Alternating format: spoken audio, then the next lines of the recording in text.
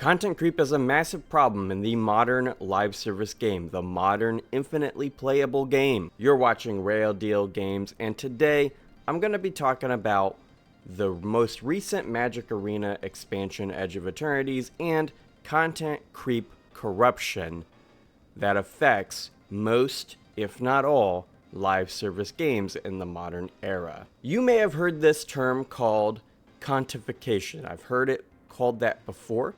I prefer to call it content creep because it is essentially as corrupting as power creep. Power creep, if you're not familiar with that term, just basically means things coming out now are objectively more powerful than the things that existed in the past. In Magic, for example, if you have a 1-drop 1/1 in 1996 and that's considered a good creature, power creep would be a 1-drop 4/4 with no downside in the modern era. In other games, it could be as simple as a shotgun in Game A from 1996 killed in 3 shots, and a shotgun in Game B in 2025 kills in 1. That could be power creep.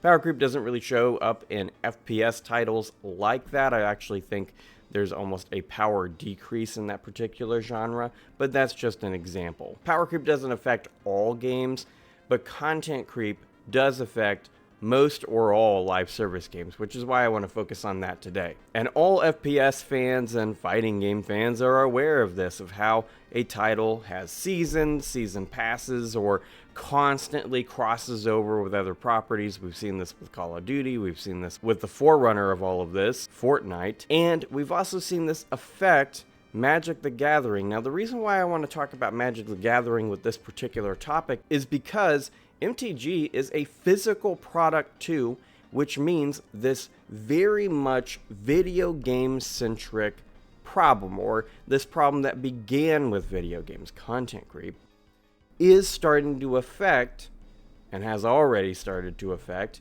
physical things. You see, Magic has been putting out more sets per year than traditionally they ever would. You know, when I did a lot of my playing, it was 4 sets a year, a core set and then 3 main sets, and that's what the entire year was. Very easy to keep up with. Sometimes you would just miss one of those and, well, it didn't matter because you still had plenty of other things that would let you play any format that you wanted, pretty much. As of last week, the 4th set of this year dropped. 4 already. And I'm not even counting remastered sets, just 4 new sets.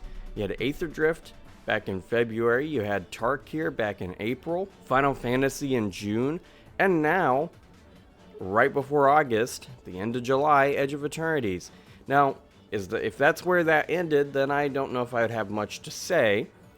However, we're getting Spider-Man, I believe, in September, and then Avatar in November. That's a lot to keep up with, and even more to this point is the fact that they've already started showing off cards for Spider-Man and for Avatar: The Last Airbender, and Edge of Eternities isn't even out that long. Now, if you guys saw my Final Fantasy MTG review, you know I was a big fan of that set. I played a lot of it. But I would have played more if it was actually, you know, around longer. Like, you could technically still play it, but it is not the thing anymore. Edge of Eternities is the thing. And Edge of Eternities is going to have more time at the top of the arena platform than Final Fantasy did. I don't know why they didn't release this in August, like proper August, instead. Is it because they didn't want it to be sandwiched against Spider-Man so heavily? It seems so weird to me because Final Fantasy is by far the most sold product they've ever had at Wizards of the Coast. But do you see what I mean about how the fact that they've increased the amount of content that they're throwing in the players' faces, they now have way more sets than normal, and to be honest with you, super hard to keep up with. I have not been able to play Edge of Eternities as much as I really would want to. I like the vibes of the set, but to recover financially from Final Fantasy, which was a set I was so hyped for that I really went deep in on, there just wasn't enough time before Edge of Eternities came out. And I get it. What they're trying to do is they want to milk the entire populace of the Magic community for as much money as possible. That's what content creep is for, after all. It's for milking money out of your whales. You give them more content, more money to spend on. There's a reason that in Magic they have so many specialty products now, so many specialty arts, very limited edition arts. You know, Magic has always been a collectible card game. Collection has been always a big part of the Magic, like playing Magic and the people's interest in Magic. But now it's like way too expensive to keep up with any of that. And I've never been a collector, but I've always wanted like cool, like special cards, that I do not buy them because they're so expensive. Content creep is predicated upon FOMO. And you know FOMO, fear of missing out. And what FOMO is it is abusive kairos. Now, if you're not familiar with the term kairos, it basically is a rhetorical appeal to time or timeliness.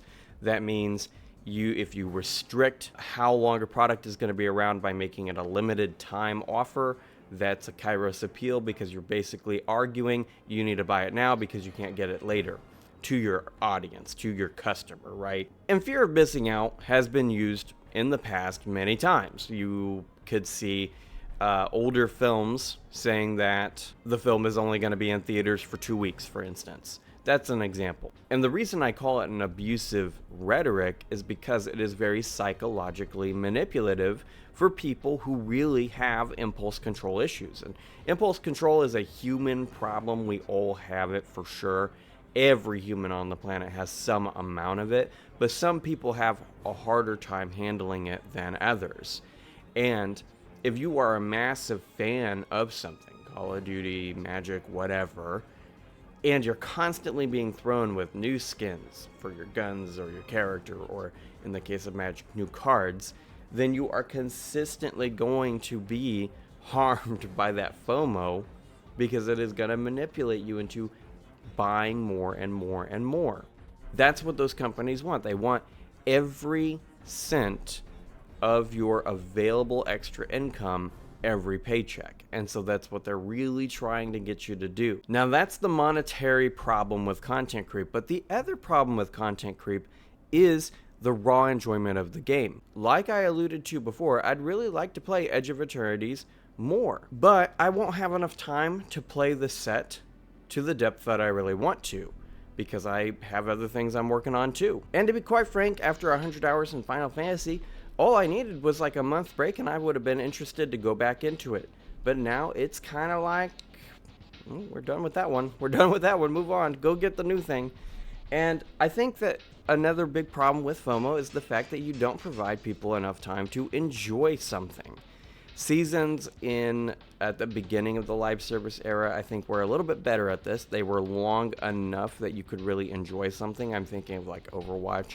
When a new character came out in Overwatch, it was around a long time before another one came in. And that meant that you could actually enjoy that character and figure out how to play against them in a way that is very diegetic to somebody with a full-time job or other responsibilities. Really, the only person that can keep up, or the only type of person that can keep up in a live service game these days, is either somebody who is unemployed or someone who is a child. You know, children are often unemployed, but it's not necessarily by choice. It's kind of a legal thing for them, so of course they need something to spend their time on.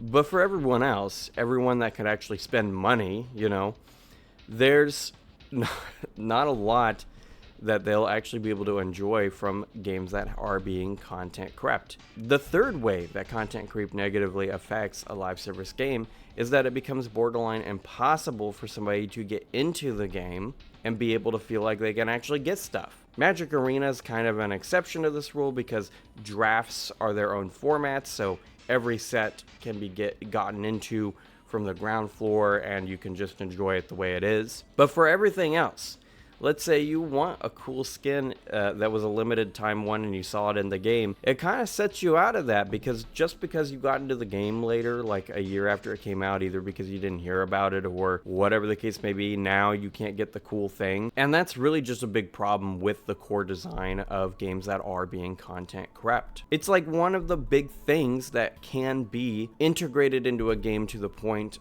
that it harms the game's design: content power, and complexity. These are the three big problems. I suppose that somebody who only plays one game and doesn't jump around between a bunch of them could theoretically keep up with this stuff if they had like 30 minutes to play a night or an hour or whatever. And so I guess for those people it also works, and I guess they're maybe the target audience of content creep in games. But it's really hard to create more people invested in your product line if there's so much of it that it's impossible to keep up with. It's like if somebody shoved a catalog in my face every month with like 3,000 items, and I'm like kind of interested in some of these, but by the time I'm actually getting I'm actually getting around to enjoying one of the things that I got, there's a new catalog of 3,000 things and that thing doesn't matter anymore. That's kind of what content creep is in modern game design within live service games. And constantly being held at the edge of eternity with each piece of media that you enjoy is a very toxic relationship to have with art and with media at large. The consumption of a lot of content in a short period of time kind of devalues the content itself. This is something that happens all the time. I feel like TV shows that you binge really fast, they don't sit in your mind that well, whereas if you slow down and you enjoy it over a period of time, it massively improves the viewing experience of the product. And likewise, the massive influx of content really harms your ability to enjoy any of it for the long term, or for an amount of time that would actually make your purchase a valuable one. And I want to throw it back to you guys. What do you think is the biggest problem with live service games?